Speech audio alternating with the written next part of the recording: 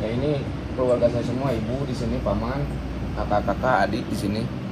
Ya rumahnya adik dengan kakak udah hilang, tinggal 5 orang tua saya dengan paman saya nih. Bisa sepotong rumah saya ambruk.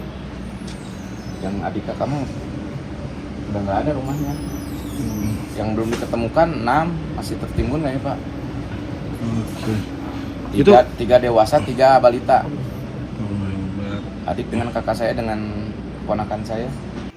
Pas kejadian sih saya lagi tidur ya, tiba-tiba kasur kan ini koyak ya. otomatis goyang, otomatis saya lari itu keluar, lihat keluar banyak yang rubuh tuh Pak.